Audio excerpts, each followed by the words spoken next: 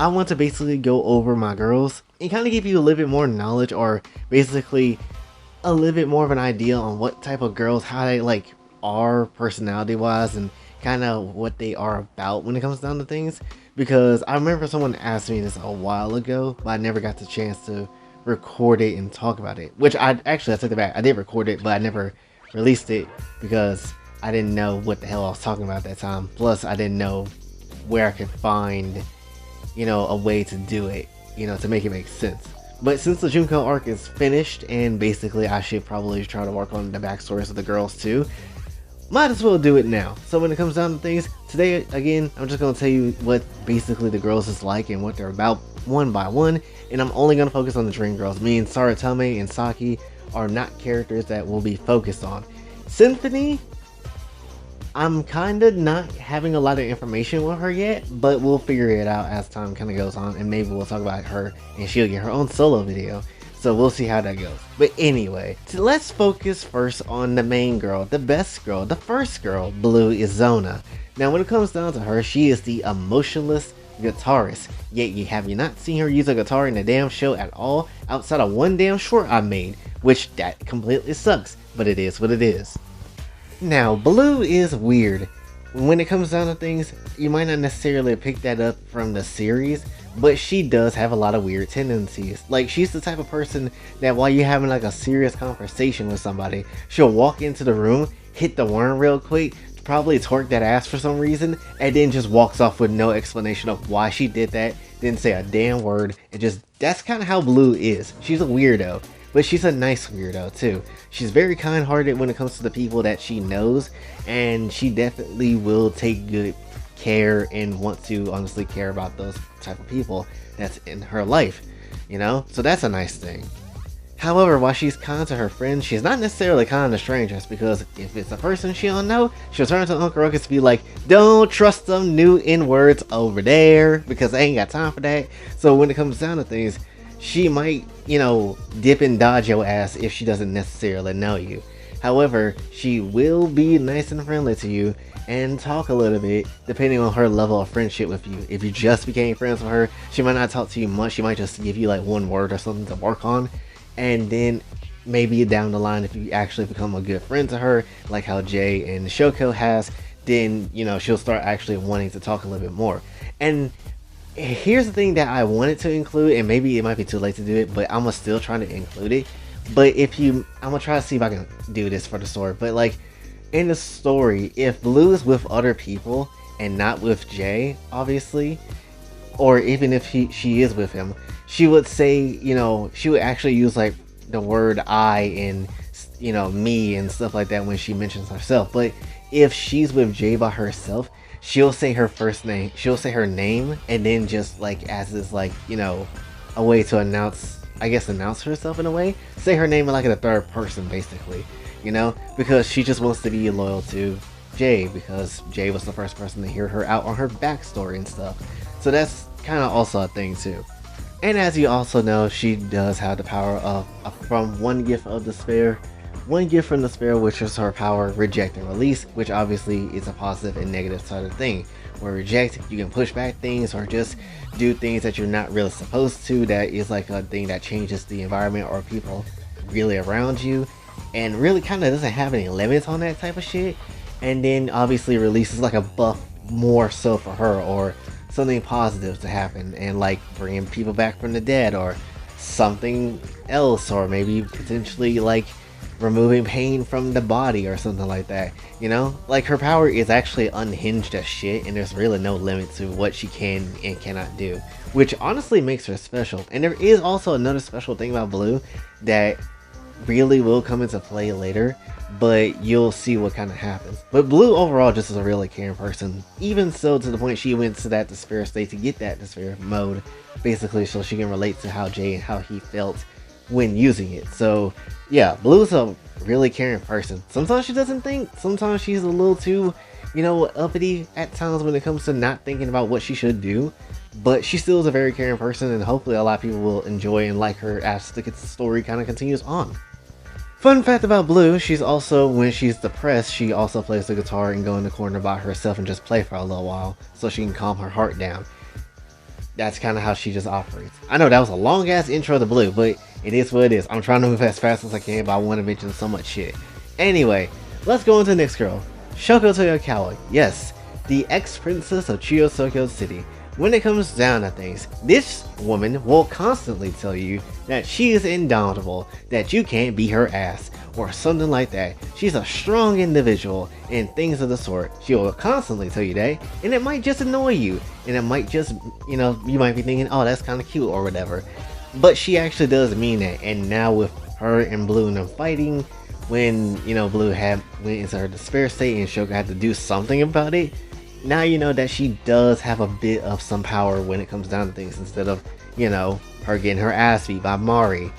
You know, it's not necessarily fun. And getting her ass stomped out by Madaka, which again, wasn't necessarily fun. So now that she can actually use that power and not scared to do it like she used to, you know, she can actually go and do some things. Now, with her indomitability and how she is, you can already know that she's a headstrong person, and she's basically open to really a lot of challenges. However, that doesn't necessarily mean she is 100% dumb. Like, she does do a lot of dumb things, but she can, you know, take advice from others and try to work out some strategy in her own mind, in her own way, to make things work out for her victory, you know? Like, she's not gonna be like, nah, we're gonna get this. I ain't gonna listen to you. I'm indomitable. I can do what I want. No, she actually does listen to advice because, you know, she wants to win, obviously. So when it comes down to things, even if it was a game of Uno and she's talking about she's indomitable and she has no idea on how to win this damn game, she will take advice if it's given to her to how to beat somebody ass in Uno and give them a plus freaking 4, because that's what's gonna happen. So yeah, she will listen to people when it comes to that regard. She is also a kind-hearted girl, as well as the type of person that wants to protect weak people, honestly. If someone is not able to do certain things for themselves, or someone else is not necessarily able to do whatever they need to do and they're not strong enough for it, then she will carry that weight for them. She is the type of person that wants to make everyone, you know, feel good about themselves and be able to rise up with her, because she wants to be basically everybody's pillar. She said that before. So when it comes down to things, that's just the type of person she is. She might not be necessarily the most smartest person. She might not necessarily be listening sometimes. But when it comes down to things, she does want the best for people, and she will try to help out people as much as she can and be somewhat that pillar of strength for people to kind of rely on if they need it. Even if someone isn't necessarily strong, she could probably impose her will on people just to make them strong for a little moment, honestly. Even if it's like emotionally strong or mentally to be strong for a second, she probably could impose her will, and that's kind of how it is. It's kind of like how she did with Maki when they first was in the High School DxD universe and she was manipulated by Junko. She imposed her will on Maki and stopped the brainwashing of what Junko was doing. So it's not completely impossible, and it's not necessarily, you know, just always about her punching stuff and just whooping ass. You know, it's not always about that. So she can also do other things with her indomitable strength. You know, what is the range of that? Again, I don't necessarily know. I haven't got that far ahead. Also, there is one thing too. You know, she is gullible as well. It's the reason why she was working with Junko in the first damn place. And, you know, that's kind of how it was. So the point that, so it's good that she's on, you know, Jay's side now to, you know, work things out and basically be better. Yukari Asagami Yoshimi. Fun fact, her name was actually way longer than that, but I couldn't necessarily pronounce it, so I said screw it, we're going to just go with that long ass name. It's fun for me, honestly, to give her a long ass name for some reason. But anyway, she is a mage. See, she is about the second strongest character I've ever made in like my entire creative process, honestly, when it comes to storytelling. 2 stories I've been doing. She's the second strongest mage I've ever made. The first strongest one is from the world that Saki is from. So I'm not giving information about that, but when that day comes, you'll know exactly why she's super duper strong. But anyway, when it comes down to things, Yukari is honestly, she's something. Honestly, when it comes down to things, her ability is obviously despair. When it comes to despair, it's obviously corruption, where she can basically corrupt anything that she pleases, whether it's humans or whether it's some type of technology or whatever the hell it wants. She can basically just mind manipulation people and just do whatever the hell she basically wants to. She doesn't necessarily like using it because if she uses it a lot, it could make her go insane, and that's the one thing that would be a bad outcome of anything when it comes down to things. So let's not use her ability a lot. The only reason why when it comes to the finale of what happened with Junko, why she used it then and it didn't affect her too bad with the whole voting process is because Blue was there to reject that corruption insanity growth, honestly, so it wasn't too bad. But other than that, it can happen. She can definitely go insane and would be a great thing. Also, she is a pop idol girl. She actually had her own pop idol band, who is honestly, let's be honest, better than Sayaka. But when it comes down to things, she has done like pop idol for Chiyosoku City for a while, honestly, for about maybe a year or so. And she was very well known and taken off and stuff, honestly. From a person that came from the slums to being a pop idol, she did very good. She did very, very good. Also, you're probably wondering, for maybe a lot of people, what is that marking that's on the middle of her body, like on her chest and stuff? Well, that's a spell. What kind of spell is it? We don't know. But it's a spell that's been on her ever since she was born. Hell, before her birth, there was a spell that was incantated. Incantated? Is that the word? I don't know. But when it comes down to things, there was a spell that was incantated to her body, which, you know, no one really knows what it is about outside of her mother, and her mother can't necessarily tell her because, well, she's not really alive anymore, which we'll go into her backstory one day at some point in time, because her backstory is the darkest one. But when it comes down to things, she definitely used to get made fun of with that marking that's on her body, and it was never really fun for her, honestly. It just really wasn't. Like, imagine just being made fun of because you look different, which is some bullshit, and people do that, which is annoying as hell. So it is what it is. Also, as you probably know, and for the people that might not necessarily know, there is a marking on her ass, a handprint, mainly because that's Jay's doing, because of course it is. And obviously, if you remember, when it comes down to things, when Jay met Yukari for the first time, she wanted to reunite with her sister Shoko. Yes, they are sisters, obviously. And when it comes down to things, the deal was, if Jay can reunite Yukari with Shoko, then Yukari would be bounded to Jay forever.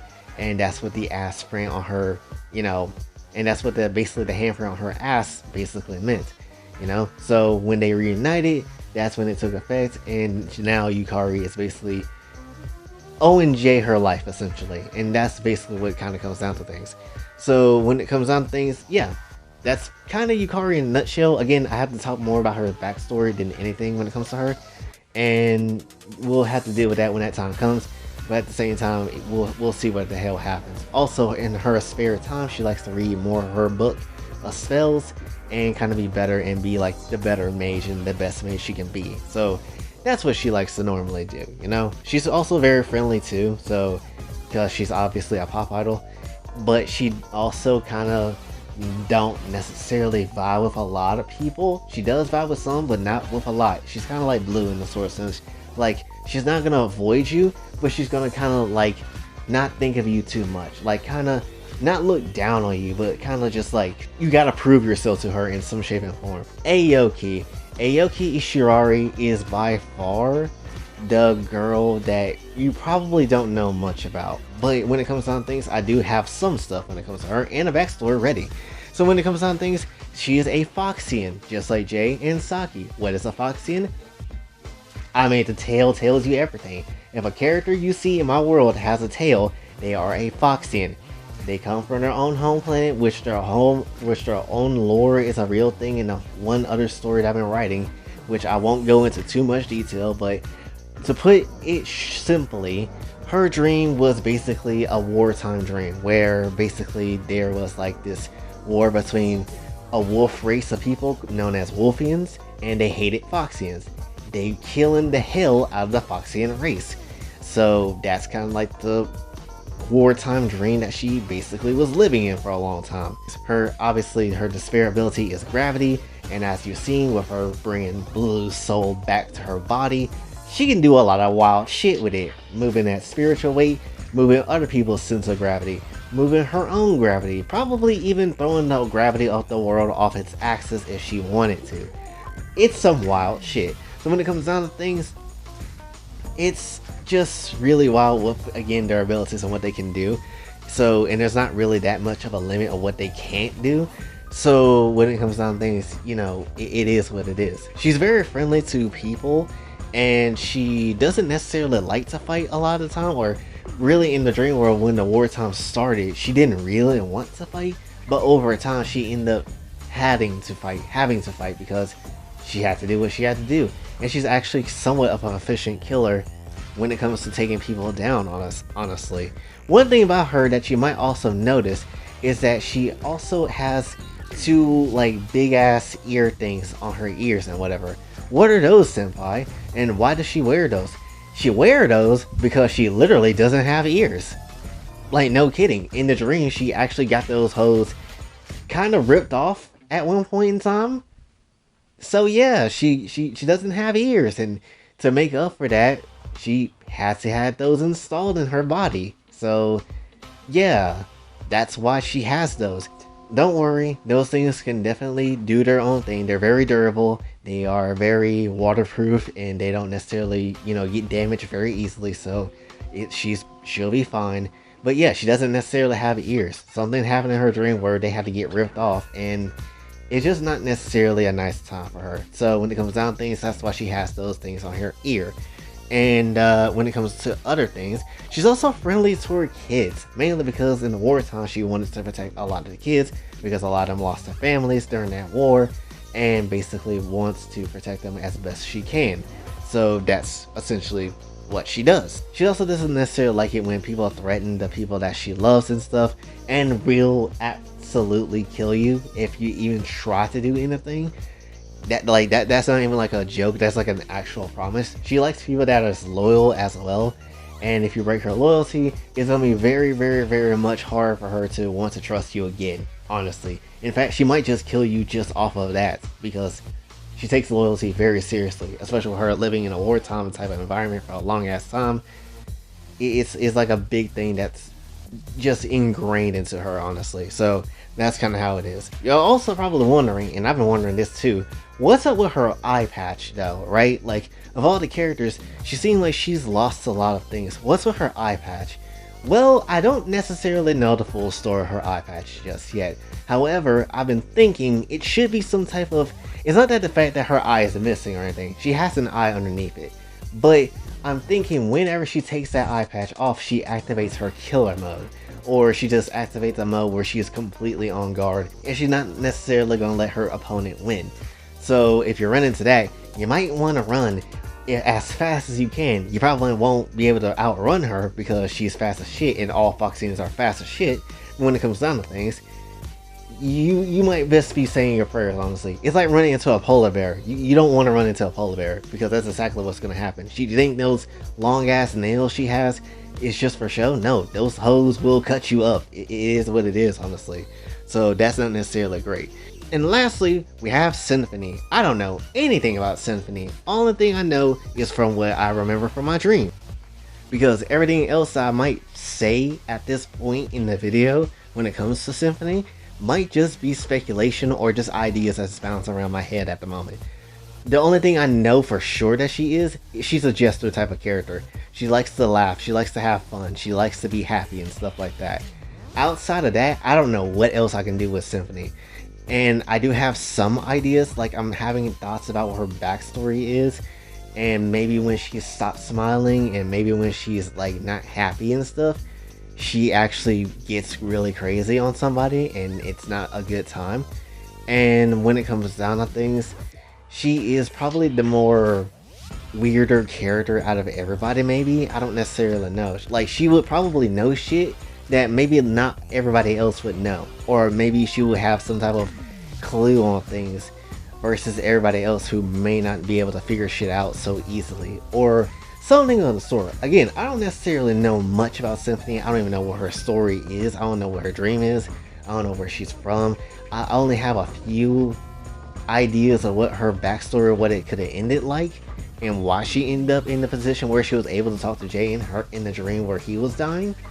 But I don't know. We'll have to see. Symphony is just a bundle of fun, though. That is one thing I will say. She is a bundle of fun. She does like to joke around with people, you know? She's very open about certain things. And when it comes down to things, she's probably really horny, too. Because, I don't know. She's basically, from what I can feel like, I feel like she's like the type of woman that's after Jay's heart for some reason. I don't know why, but it is what it is. I would say she's like a... If we were talking about on some levels of simpishness she's on, I would say maybe a slight Yuno Gasai, but not the crazy part. And then also has like the slight bit of Yuri from Doki Doki, but also a slight bit of Sayori. And a bit of Monica as well. So I feel like it's those combinations with her that makes up her character in a way. And I just don't know exactly what I would do with that. And it's the reason why I'm kind of taking a small break on writing until I know what to do with her character. But overall, she will be a fun character. Hopefully she'll be a character that will be equally as fun as Blue. In fact, her and Blue will probably be like rivals in a way, and alternative people in a way, where one is more silent and more to herself, where the other one is more rambunctious and definitely wants to just do a lot of things. So we'll have to see how that kind of goes. And honestly, that's about it. You know, again, as I said before, I won't necessarily dive into Sarutome, and I won't dive into Saki because they're not part of Dreams. And to be perfectly honest, outside of, there is like, when it comes to harem situations, there's supposed to be like 7 different girls. Saki is not included into it because, again, she's from a different world with her writing already still in another story I'm writing. And when it comes down to things, we only have 6 girls. I already know who the 7th girl is and where she's going to come from, and that's going to be like its own situation and thing. But when it comes down to things, we have 6 girls so far. We just need one more to fill up the whole entire cast, and that's going to be basically our female roster, honestly. So that's going to be a thing to look forward to in the future. So when it comes down to things, that's basically it. Hopefully you learned something about the girls. Hopefully you did enjoy, honestly. If you did, be sure to like, share, subscribe, hit the bell notification on my house. Also follow me on the socials. And if you'd like to know this channel, Patreon is as well. Also, again, Throwing Gifts is a thing. Link in the description. That's what it is. Boy J, signing off. Have a blessed day.